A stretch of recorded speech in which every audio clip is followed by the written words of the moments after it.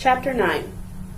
After 2 years, I remember the rest of that day, and that night and the next day, only as an endless drill of police and photographers and newspapermen in and out of Gatsby's front door. A rope stretched across the main gate, and policemen kept out the curious, but little boys soon discovered that they could enter through my yard, and there were always a few of them clustered open-mouthed about the pool. Someone with a positive manner, perhaps a detective, used the expression madman as he bent over Wilson's body that afternoon, and the adventitious authority of his voice set the key for the newspaper reports next morning.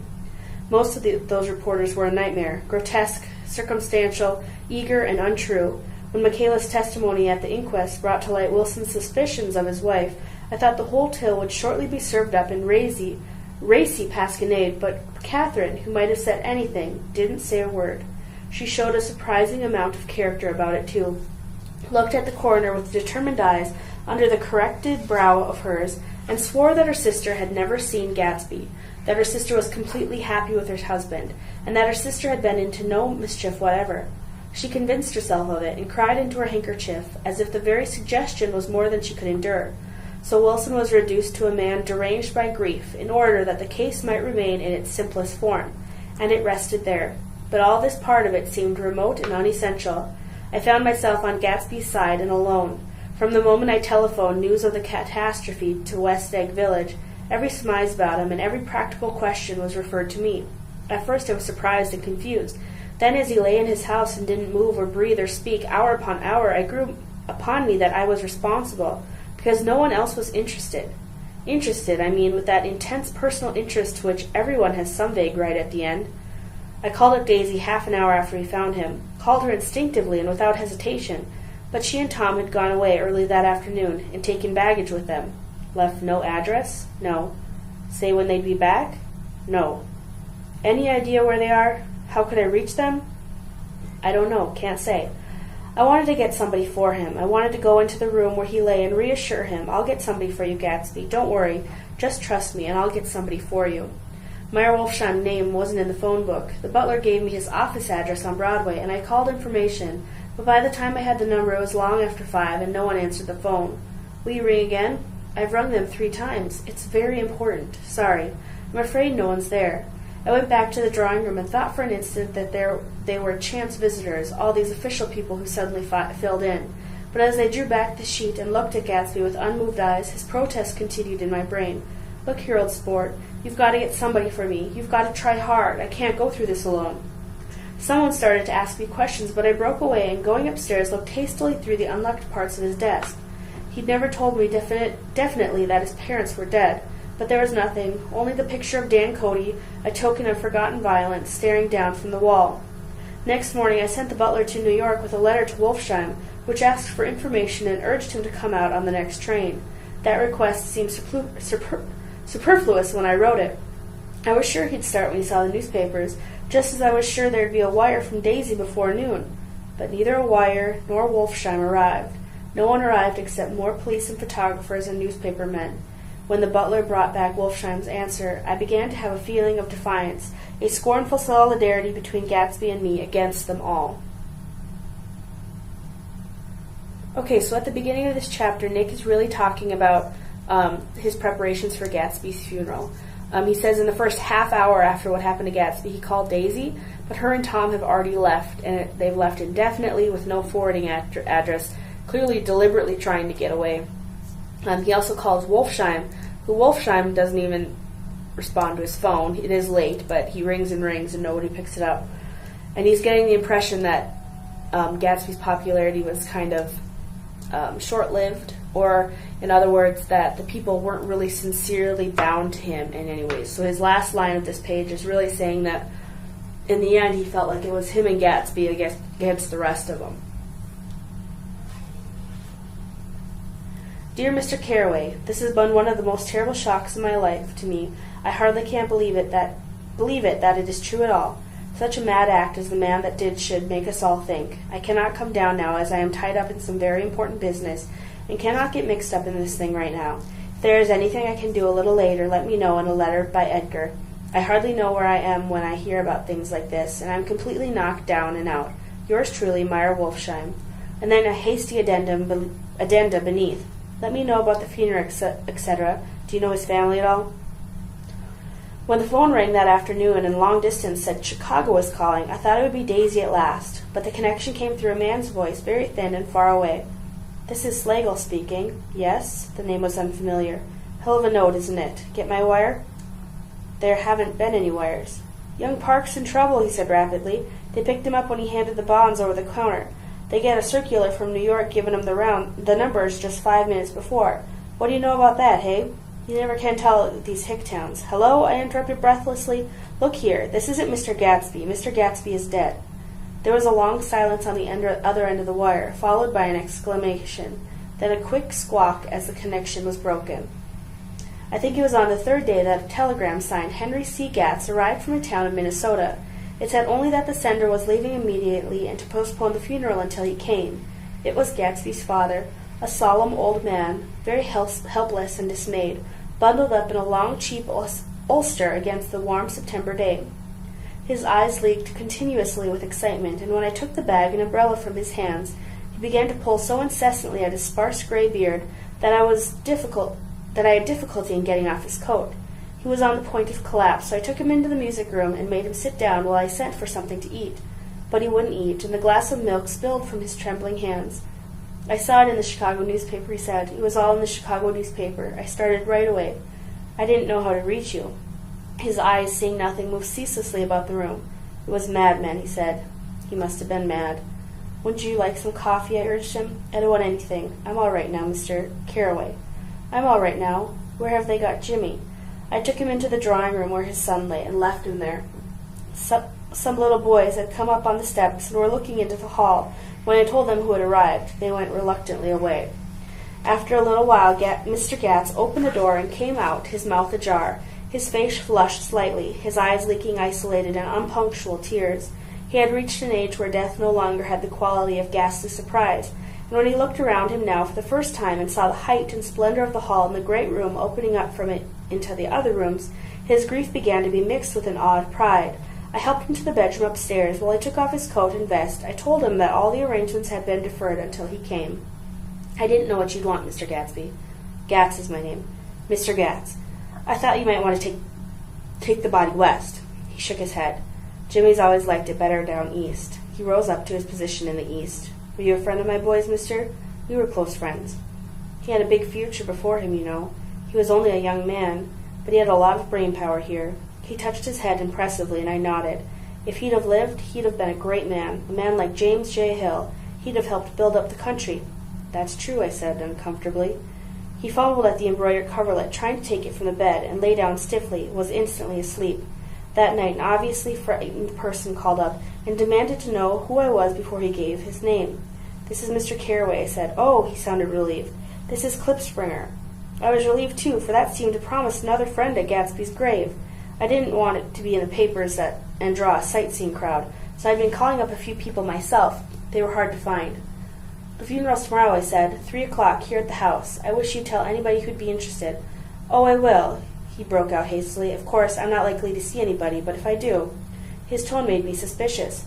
Of course, you'll be there yourself. Well, I'll certainly try. What I called up about is— Wait a minute, I interrupted. How about saying you'll come? Well, the fact is, the truth of the matter is that I'm staying with some people up here in Greenwich, and they rather expect me to be with them tomorrow. In fact, there's a sort of picnic or something. Of course, I'll do my very best to get away. I ejaculated an unrestrained huh, and he must have heard me, for he went on nervously. What I called up was a pair of shoes I left there. I wonder if it'd be too much trouble to have the butler send them on. You see, they're tennis shoes, and I'm sort of helpless without them. My address is care of B.F. I didn't hear the rest of the name because I hung up the receiver. After that, I felt a certain shame for Gatsby. One gentleman to whom I telephoned implied that he had got what he deserved. However, that was my fault, for he was one of those who used to sneer most bitterly at Gatsby on the courage of Gatsby's liquor, and I should have known better than to call him. The morning of the funeral, I went up to New York to see Meyer Wolfsheim. I couldn't seem to reach him any other way. The door that I pushed open, on the advice of an elevator boy, was marked the Swastika Holding Company, and at first there didn't seem to be anyone inside. But when I shouted hello several times in vain, an argument broke out behind a partition, and presently a lovely Jewess appeared at an interior door and scrutinized me with black, hostile eyes. Nobody's in, she said. Mr. Wolfsheim's gone to Chicago. The first part of this was obviously untrue, for someone had begun to whistle the rosary tunelessly inside. Please say that Mr. Carroway wants to see him. I can't get him back for Chicago, can I? At this moment a voice, unmistakably Wolfsheim's, called Stella at the other side of the door. Leave your name on the desk. I'll give it to him when he's back. But I know he's there. She took a step towards me and began to slide her hand indignantly up and down her hips. You young man think you can force your way in here any time? She scolded. We're getting sick and tired of it. When I say he's in Chicago, he's in Chicago. I mentioned Gatsby. Oh, she looked at me over again. Will you just... What was your name? She vanished. In a moment Meyer Wolfsheim stood solemnly in the doorway, holding out both hands. He drew me into his office, remarking in an irreverent voice that it was a sad time for all of us, and offered me a cigar. My memory goes back to when first I met him, he said, a young major just out of the army and covered over with medals he got in the war. He was so hard up he had to keep on wearing his uniform because he couldn't buy any regular clothes. First time I saw him was when he come into Weinberger's pool room at 43rd Street and asked for a job. He hadn't eat anything for a couple of days. Come on have some lunch with me, I said. He ate more than $4 worth of food in half an hour. Did you start him in business, I inquired. Start him? I made him. Oh, I raised him up out of nothing, right out of the gutter. I saw right away he was a fine-appearing, gentlemanly young man, and when he told me he was in Oxford, I knew I could use him good. I got him to join up in the American Legion, and he used to stand high there. Right off, he did some work for a client of mine up to Albany. We were so thick like that in everything. He held up two bulbous fingers, always together. I wondered if his partnership has included the World Series transaction in 1919. Now he's dead, I said after a moment. You were his closest friend, so I know you'll come to his funeral this afternoon. I'd like to come. We'll come then. The hair in his nostrils quivered slightly, and as he shook his head, his eyes filled with tears. I can't do it. I can't get mixed up in it, he said.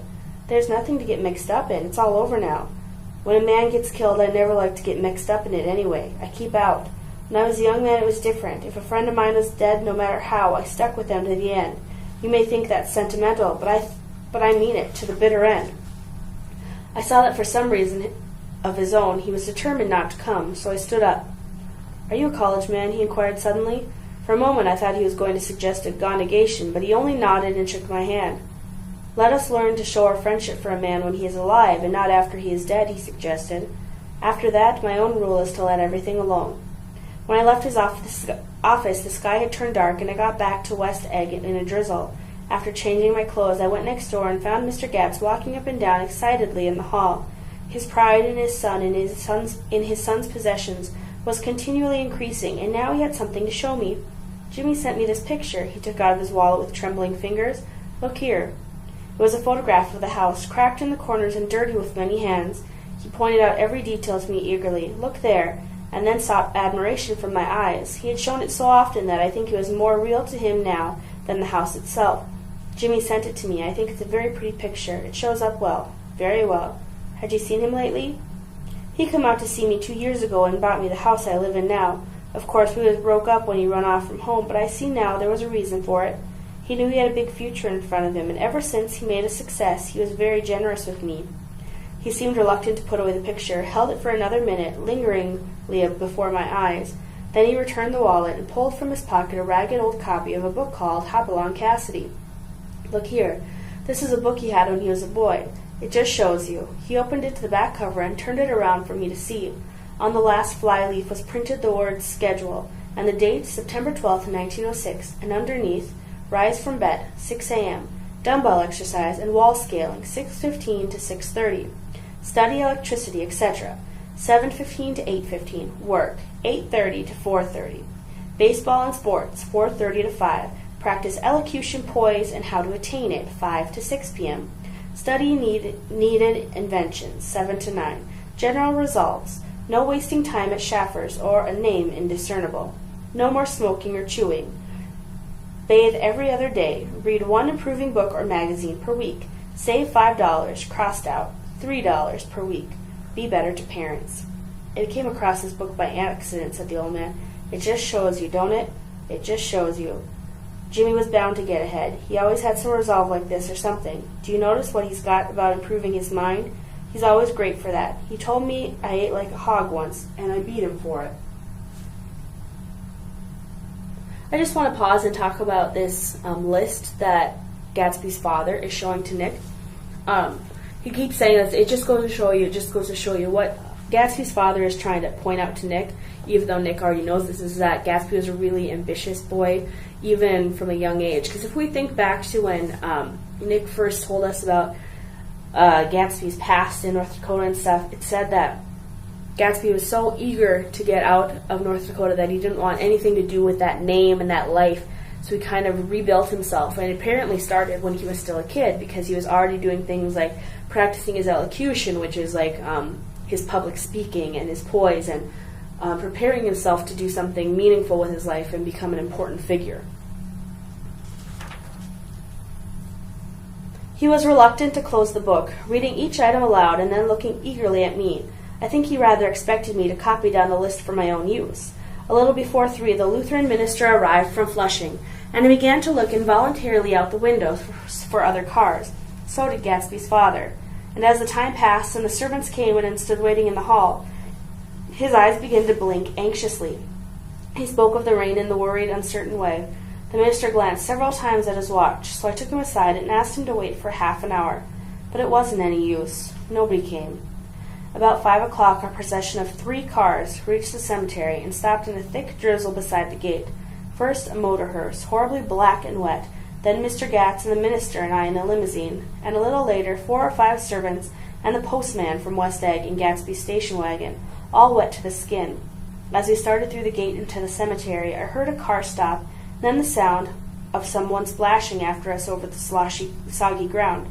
I looked around. It was the man with owl-eyed glasses whom I had found marveling over Gatsby's book in the library one night 3 months before. I'd never seen him since then. I don't know how he knew about the funeral or even his name. The rain poured down his thick glasses, and he took them off and wiped them to see the protected canvas unrolled from Gatsby's grave. I tried to think about Gatsby then for a moment, but he was already too far away, and I could only remember without resentment that Daisy hadn't sent a message or a flower. Dimly I heard someone murmur, "Blessed are the dead that the rain falls on," and then the owl-eyed man said, "Amen to that," in a brave voice. We straggled down quickly through the rain to the cars. Owl-Eye spoke to me by the gate. "I couldn't get to the house," he remarked. Neither could anybody else. "Go on," he started. "Why, my God, they used to go there by the hundreds." He took off his glasses and wiped them again. "Outside and in. The poor son of a bitch," he said. This interaction with Owl Eyes kind of rounds out what Fitzgerald was trying to do with this character. Owl Eyes is the gentleman that was really drunk, and he was in the library, and he was amazed that all of the books were real, and he'd look through all of them, because Owl Eyes is one of the few people that can kind of see past the glitz, see past this idol version of Gatsby that he created for the people around him. He's the one that, thought the books would be fake because Gatsby had this facade about him. He thought it couldn't be real because things about Gatsby didn't seem real. So now, in death, Owl Eyes is one of the few people that shows up at the funeral, showing that Owl Eyes was able to see past all the hype and all of that and find some sort of value or something in Gatsby that he admired enough that he would attend his funeral. One of my most vivid memories is of coming back west from prep school and later from college at Christmas time. Those who went farther than Chicago would gather in the old dim Union Station at 6 o'clock of a December evening with a few college friends already caught up in their own holiday gaieties to bid them a hasty goodbye.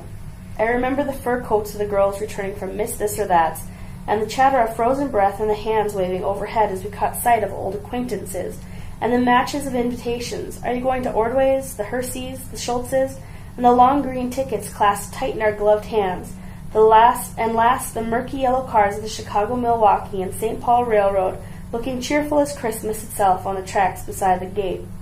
When we pulled out into the winter night and the real snow, our snow, began to stretch out beside us and twinkle against the windows, and the dim lights of small Wisconsin stations moved by, a sharp wild breeze came suddenly into the air.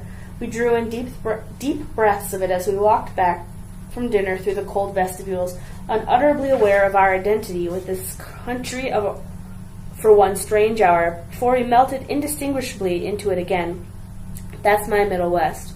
Not the wheat or the prairies or the lost sweet towns, but the thrilling returning train of my youth, and the street lamps, and the sleigh bells in the frosty dark, and the shadows of holly wreaths thrown by lighted windows on the snow.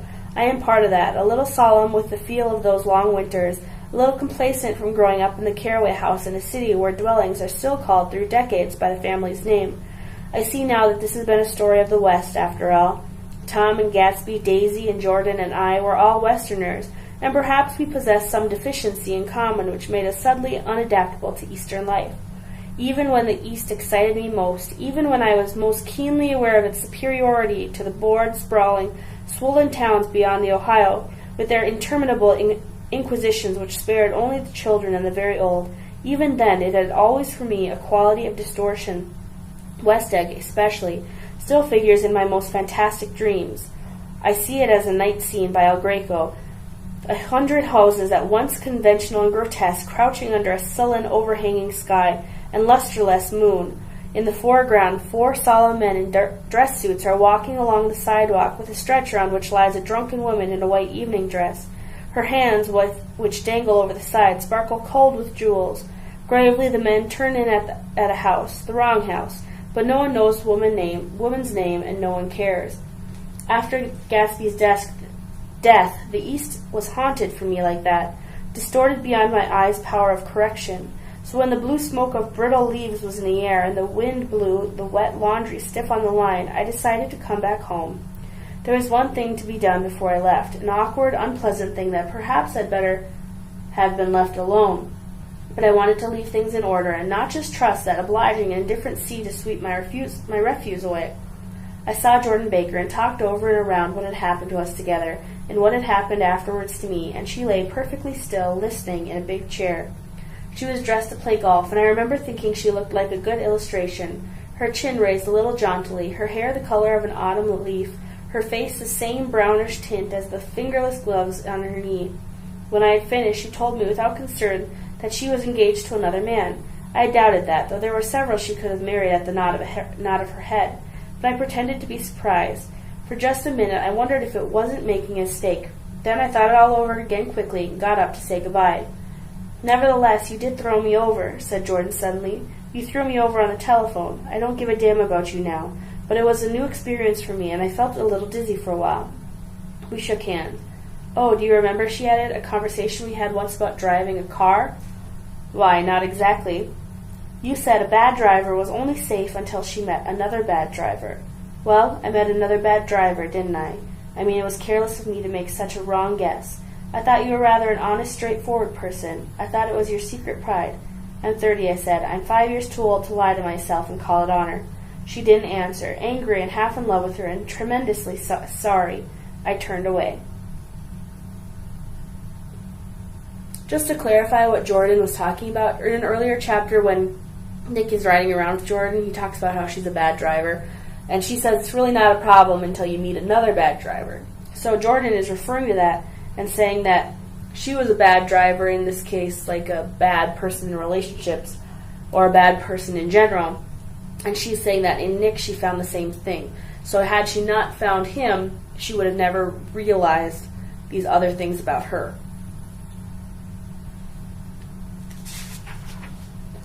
One afternoon late in October, I saw Tom Buchanan. He was walking ahead of me along Fifth Avenue in his alert, aggressive way, his hounds out a little bit away from his body, as if to fight off interference, his head moving sharply here and there, adapting itself to his restless eyes.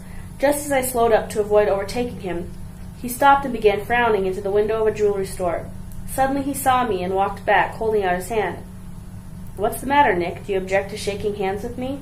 "Yes, you know what I think of you." "You're crazy, Nick," he said quickly. "Crazy as hell. I don't know what's the matter with you." "Tom," I inquired, what did you say to Wilson that afternoon?" He stared at me without a word, and I knew I had guessed right about these missing hours. I started to turn away, but he took a step after me and grabbed my arm. "I told him the truth," he said. "He came to the door while we were getting ready to leave, and when I sent down word that we weren't in, he tried to force his way upstairs. He was crazy enough to kill me if I hadn't told him who owned the car. His hand was on a revolver in his pocket every minute he was in the house." He broke off defiantly. "What if I did tell him? The fellow had it coming to him. He threw dust into your eyes just like he did in Daisy's, but he was a tough one. He ran over Myrtle like you'd run over a dog and never even stopped his car. There was nothing I could say except one unutterable fact that it wasn't true. And if you think I didn't have my share of suffering, look here. When I went to give up that flat and saw the damn box of dog biscuits sitting there on the sideboard, I sat down and cried like a baby. By God, it was awful. I couldn't forgive him or like him, but I saw that what he had done was, to him, entirely justified. It was very careless and confused. They were careless people, Tom and Daisy. They smashed up things and creatures and then retreated back into their money or their vast carelessness, or whatever it was that kept them together, and let other people clean up the messes they had made. I shook hands with him, and it seemed silly not to, for I felt suddenly as though I were talking to a child. Then he went into the jewelry store to buy a pearl necklace, or perhaps only a pair of cuff buttons, rid of my provincial squeamishness forever.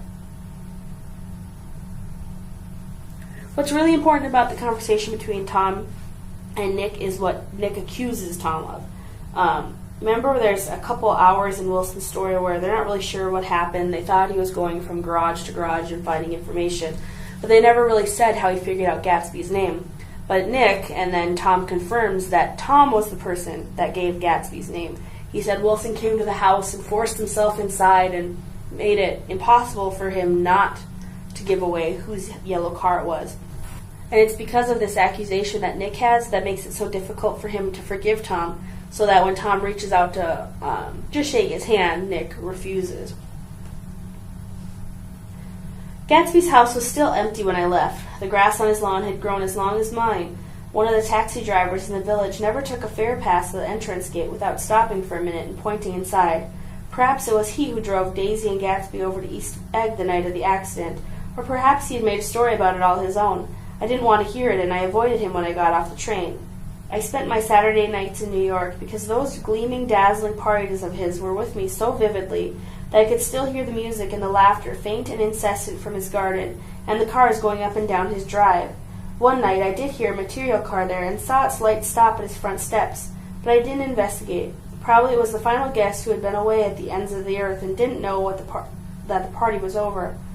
On the last night, with my trunk packed and my car sold to the grocer, I went over and looked at that huge incoherent failure of a house once more. On the white steps, an obscure word, scrawled by some boy with a piece of brick, stood out clearly in the moonlight, and I erased it, drawing my shoe raspily along the stone. Then I wandered down the beach and sprawled out on the sand.